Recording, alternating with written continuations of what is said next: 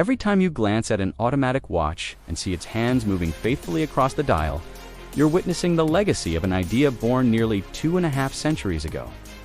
An idea so simple, yet so revolutionary, that it would change watchmaking forever.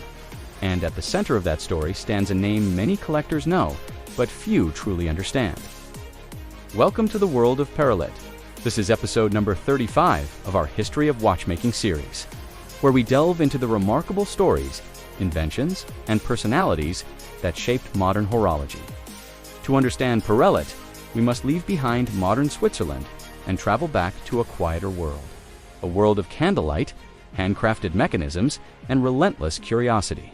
A world where news traveled slowly, journeys took days, and every precision instrument was crafted by hand. It was here, in the small watchmaking town of La Locla, that an extraordinary young man began asking extraordinary questions.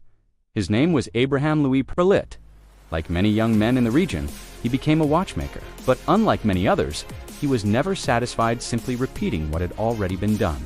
He possessed that rare trait shared by history's greatest inventors, the inability to stop wondering how things could be made better. In the 18th century, every watch shared the same weakness. Sooner or later, the mainspring would unwind.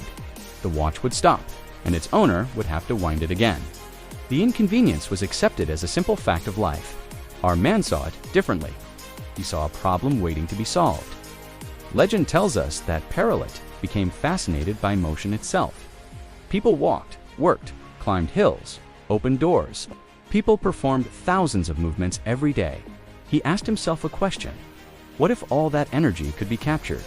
What if a watch could feed upon the movement of the person carrying it? The answer would become one of the most important innovations in horological history.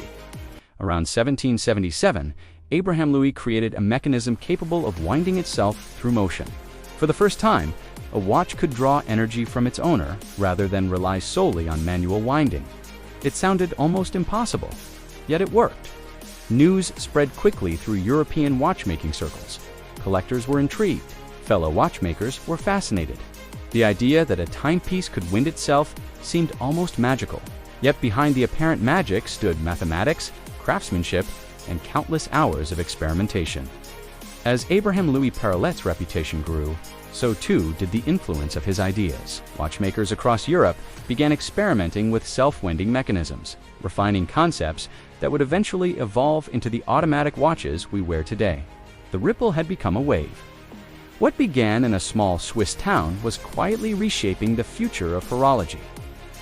But perhaps the greatest measure of a watchmaker's success isn't what he creates, it's what survives after he's gone.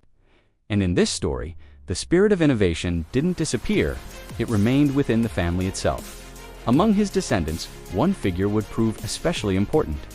His name, Louis Frederick. A man whose talent was so remarkable that he became one of the most respected horologists of 19th century Europe.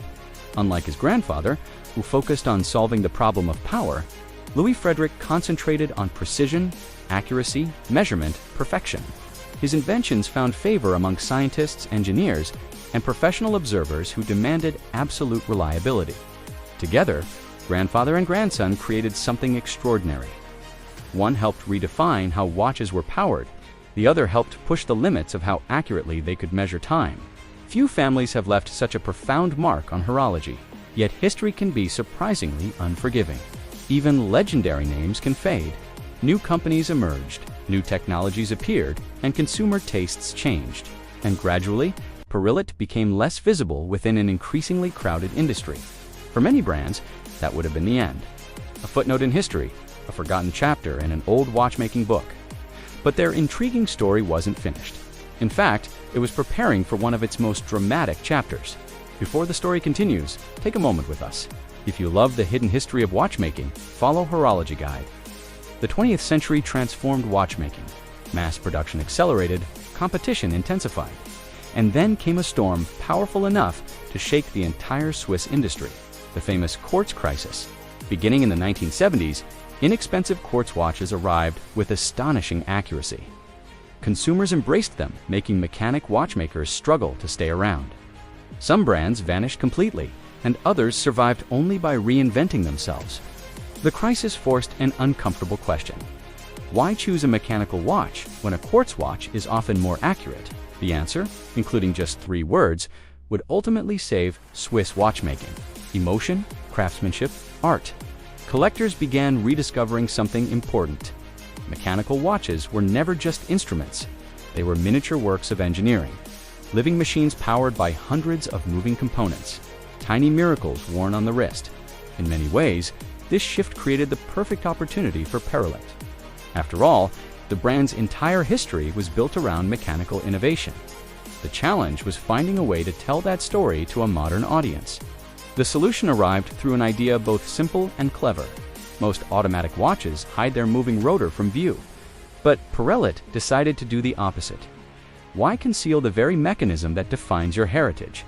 This thinking eventually gave rise to one of the brand's most distinctive innovations: the double rotor, a technical concept that transformed automatic winding into a visual experience.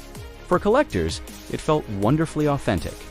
The legendary watchmaker wasn't inventing a new identity. It was building upon one established centuries earlier. The technology itself became the design. Then came the watch that would redefine the modern brand: the Turbine, a design like anything else on the market, a watch impossible to mistake for another brand. For nearly 2 centuries, Perrelet's innovation was hidden inside a movement. The Turbine brought movement itself onto the dial. Yet despite its achievements, this amazing watch brand remains something of a secret among collectors. Ask casual enthusiasts about Rolex. They'll immediately recognize the name. Ask them about Perrelet, and many will freeze. Ironically, that lack of mainstream recognition is exactly what some collectors love. Owning a watch of this magnitude and prestige often feels like belonging to a private conversation, a quiet appreciation for history hidden beneath the surface. Because understanding Perrelet means understanding something larger than the brand itself. It means understanding the birth of automatic watchmaking, one of the most important developments in horological history. Think about the watch on your wrist, the rotor turning silently, the stored energy, the self-winding, convenience. All of those ideas trace their roots back to a question asked nearly 250 years ago. What if a watch could wind itself? It's a question so familiar today that it's easy to forget how revolutionary it once sounded. Innovation has a curious habit. Once it succeeds, it begins to feel inevitable. But nothing about this traditional independent Swiss house achievement was inevitable. It required imagination, persistence, experimentation, and the willingness to challenge accepted limitations. That mindset continues to define the company today. Not simply preserving history, but actively engaging with it, transforming heritage into living creativity. Every turbine, every double rotor, every modern creation carries a subtle reminder that innovation and tradition are not opposites. The best watchmaking often requires both. And perhaps that's the real lesson of Perrelet. Its greatest contribution was never a single watch. It was an idea powerful enough to outlive generations, industries, crises, and centuries. Today, collectors admire complicated movements, innovative materials, and beautiful finishing. Yet every automatic watch still performs the same quiet miracle. It captures motion and transforms it into time. And every time that rotor turns, whether the logo says Rolex, Omega, Blancpain, IWC, or Perrelet, it echoes the vision of a watchmaker who dared to think differently. That may be the most remarkable legacy of all. A new chapter began in 2004 when Perrelet joined the Festina Group. Supported by Soprid's manufacturing expertise and modern Swiss infrastructure, the company could look to the future without losing sight of its remarkable past. At the beginning of this story, we asked a simple question: how did watches learn to wind themselves? The answer led us from a quiet workshop in La Local to the wrists of collectors around the world. It introduced us to inventors, dreamers, engineers, and generations of watchmakers who refused to accept limitations. Nearly 2.5 centuries later, a simple idea introduced by Abraham Louis Perrelet continues to move beneath countless dials across the globe. Invisible, reliable, revolutionary. And perhaps that's the beauty of truly great inventions. They become so successful that we stop noticing them until someone reminds us where the story began. And that story began with Perrelet. If you enjoyed this journey through one of watchmaking's most influential, yet overlooked names, subscribe to Horology Guide and join us for more remarkable stories from the world of horology. Because every great watch has a story. but only a few changed history. See you in the next video.